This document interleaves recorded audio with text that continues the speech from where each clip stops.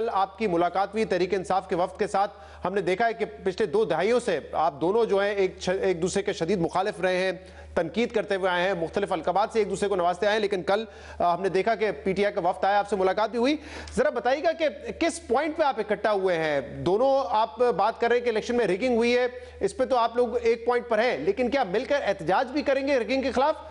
ایک بات پر دونوں پارٹیوں کا اشتراک تھا, وہ یہ کہ مولانا صاحب نے تو مرکزی مجلس عاملہ کا 2 روزہ اجلاس کر کے انہوں نے تو اپنا بیانیہ قوم کو دیا, اور اس بیانیے کے ذریعے مسلم لیگ کو بھی جواب دے دیا کہ ہم حکومت کا حصہ بھی نہیں بنیں گے اور ہم اپوزیشن میں بیٹھیں گے, اور اس الیکشن کو جو 8 فروری کا ہے اس کو ہم مسترد کرتے ہیں, یہ داندلی زدہ الیکشن ہے. تو پھر اسی تناظر میں پی ٹی آئی والے بھی آئے, ان کا بھی موقف یہی تھا. تو جب یہی تھا تو انتہا اسی بات پر ہوئی کہ آپ بھی اس کو الیکشن کو داندلی زدہ سمجھتے ہیں, مولانا صاحب آپ بھی داندلی زدہ سمجھتے ہیں, تو لہٰذا ایک نقطے پر تو ہمارا اور آپ کا موقف ایک ہے.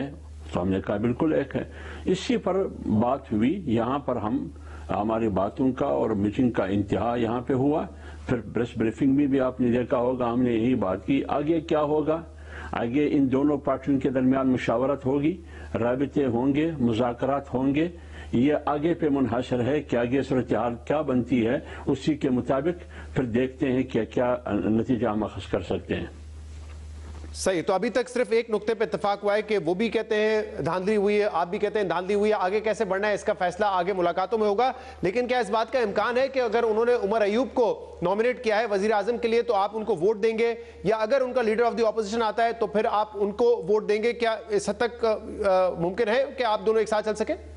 دیکھیے شہزاد بھائی, میں نے آج میڈیا پہ سنا, کچھ خبریں ایسی آئی میڈیا پہ کہ پی ٹی آئی کی قیادت نے, اسد کیسر کی قیادت میں جو وفد آیا, انہوں نے مولانا صاحب سے کہا کہ آپ ہمارے نامنیٹ جو ہم نے کیا ہے عمر ایوب کو وزیر اعظم کے لیے, اس میں آپ ہمیں ووٹ کریں یا خیبر پختونخوا میں ہمیں سپورٹ کریں. کسی قسم کی ایک لفظ, ایک بات بھی اس سے نوعیت کی اور یہ گفتگو ہوئی ہی نہیں ہے, کیونکہ مولانا صاحب نے کہا کہ میں اپوزیشن میں ہوں. ابھی ہم اور آپ کے درمیان ایک بہت فاصلے ہیں, تقریباً 11-12 سال سے. آپ کہاں کھڑے اور میں کہاں کھڑا ہوں, میری پارٹی کہاں کھڑی, ہمارے آپ کے درمیان بہت فاصلے ہیں. تو لہٰذا ان نقطوں پہ ہم نہیں جا سکتے ہیں کہ کون کس کو ووٹ کریں گے, کس کو نہیں کریں گے, آپ کو سپورٹ کریں گے, آپ مجھے سپورٹ کریں گے, یہ بات نہیں ہے. تو اس سلسلے میں نہ پی ٹی آئی نے کوئی بات کی ہے, اور جب انہوں نے بات نہیں کی تو مولانا صاحب کو بات کرنے کی ضرورت ہی نہیں تھی. تو لہٰذا جو خبریں آج میڈیا پر چلی میں اس کو یکسر مسترد کرتا ہوں.